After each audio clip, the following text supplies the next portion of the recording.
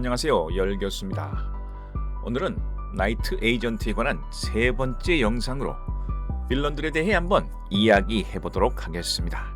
우선 나이트 에이전트의 기본 설정과 스릴러 시퀀스 작법이 궁금하신 분들은 댓글란에 링크를 남겨드릴 테니 보시면 좋겠습니다.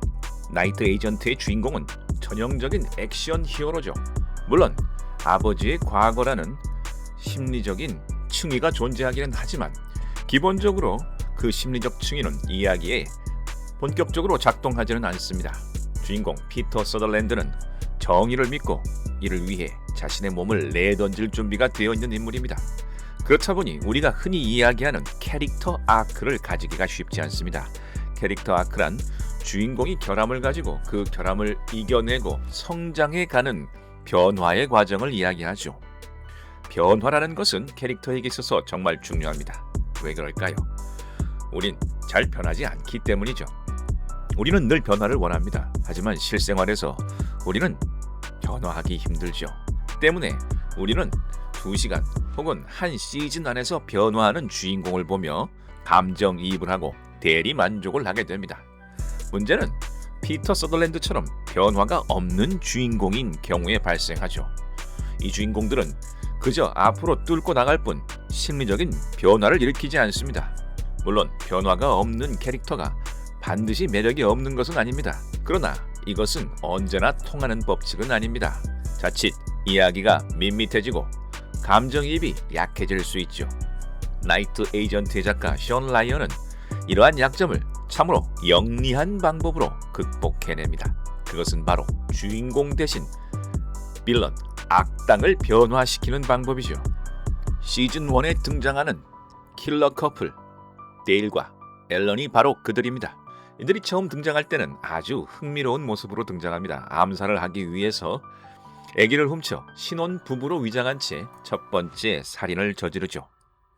둘은 피도 눈물도 없는 킬러지만 사실 깊이 사랑하는 사이입니다. 그런데 여기서 흥미로운 설정 하나는 남자인 데일이 성적 불구로 설정되어 있다는 것이죠. 앨런은 데일을 열렬히 사랑하지만 이들은 육체적으로는 사랑할 수 없습니다. 이 설정은 사실 1967년 아서 펜 감독이 감독한 우리에게 내일은 없다에서 빌려온 설정입니다. 이 설정은 2가지 역할을 합니다. 첫째, 잔혹한 데일의 캐릭터에 결함을 부여함으로 해서 인간적인 면모를 만들어내고 우리에게 연민할 수 있는 틈을 만들어냅니다. 2번째, 데일과 앨런의 사랑이 육체적인 것을 넘어 진실한 것이라는 것을 알게 해주죠. 이들은 살인을 직업적으로 할 뿐만 아니라 살인을 즐기는 커플입니다. 그런데 이야기가 전개될수록 두 사람은 변하게 됩니다. 시즌2의 마지막 지점에서 두 사람은 이제 살인을 그만두고 가정을 가지고 진짜로 아이를 키우면서 올바른 가정을 만들면 어떻겠냐는 이야기를 주고받습니다. 물론 현실적으로는 불가능한 일이죠. 우선 그들은 사람을 죽이는 킬러이고 남자인 앨런은 성적인 불구니까요. 그렇기 때문에 관객인 우리는 그들의 바람이 비극으로 끝날 것을 알고 있습니다. 이 지점이 참으로 가슴 아프게 다가오죠. 그리고 결국 데일이 먼저 죽게 됩니다. 앨런은 사랑하는 이의 죽음에 오열하면서 복수의 화신으로 변하죠. 이렇게 두 사람은 변화의 가능성을 안고 있었지만 현실은 그들에게 변화를 허락하지 않았습니다. 아니, 어쩌면 이것은 자업자득인 셈이죠. 그런데 참으로 흥미로운 것은 시즌 3에 이와 같은 변화는 악당이 다시 등장한다는 점입니다. 시즌 3에서는 부도덕한 일을 도맡아 하는 은행과 그 은행의 하수인인 The Father라는 킬러가 등장하게 됩니다. 이 아버지라는 킬러는 참으로 독특한데요. 낮에는 사람을 죽이고 저녁에는 홀로 키우는 아들을 홈스쿨링하는 아주 착실하고 자상한 아버지로 변합니다. 숙제도 봐주고 게임도 같이 하고 인생의 지혜까지 알려주는 모습으로 등장하죠. 우리는 이런 아버지의 모습에서 강한 아이러니를 느낍니다. 이와 같이 2가지 모습을 가지고 있는 캐릭터는 언제나 흥미롭죠. 주인공 서덜랜드가 다소 1차원적인 캐릭터로 용감하게 앞으로 전진만 하고 있을 때 빌런이 이런 다층적인 모습을 보여주면서 밸런스를 잡는 것입니다.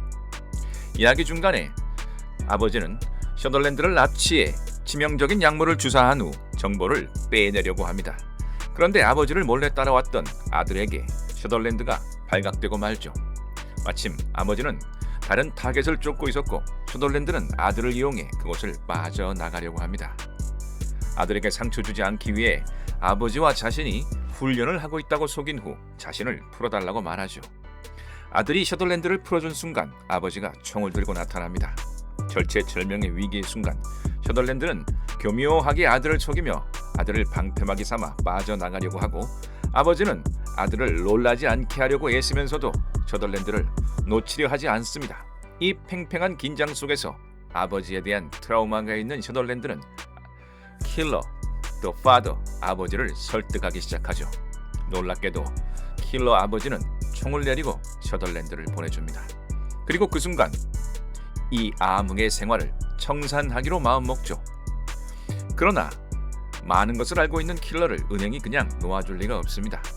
이를 잘 알고 있는 아버지는 결국 은행의 CEO를 몰래 살해하고 아들과 함께 자유의 몸이 됩니다. 이처럼 따로 떼어내서 한 편의 영화로 만들어도 될 만한 캐릭터 아크를 빌런이 가지고 있다는 사실은 참으로 흥미롭습니다. 크리에이터 션 라이언이 이와 같은 전략을 택한 데는 대략 두 가지 이유가 있습니다. 첫째는 일직선으로 달려가기만 하는 이야기의 플롯에 풍부한 텍스처를 입히기 위해서죠. 더군다나 시즌2와 달리 시즌3에서 더 파더와 아들의 관계는 피터 셔덜랜드의 복잡한 아버지와의 관계를 반영합니다. 그러니까 히어로 주인공이 액션과 플롯 해결에 골몰하고 있을 때 그의 내면을 비춰줄 수 있는 서브 플롯 역할을 해주는 것이죠. 따라서 이야기를 보다 보면 이 이야기가 마치 피터의 내면을 반영하고 있는 듯한 느낌을 받을 수 있습니다. 대단히 교묘하고 멋진 극작소리라 할 수 있겠습니다. 액션 스릴러에서 속도는 생명입니다. 그러나 속도라는 것은 상대적이죠. 계속 힘을 주어 달려가기만 하다 보면 아무리 빠른 속도도 결국 느려지게 마련입니다. 이때 필요한 것은 속도와 반대되는 멈춤이죠. 숨쉴 공간이 필요한 것입니다. 때문에 종종 액션 스릴러에는 러브 스토리가 B 스토리, 서브 플롯으로 들어오게 되는 것이죠. 시즌 1과 2에서는 로즈 라킨과 피터 셔덜랜드의 러브 스토리가 B 스토리의 역할을 하면서 속도를 늦추고 숨통을 틔웠지만 시즌 3에서는 그러한 러브 스토리가 존재하지 않습니다.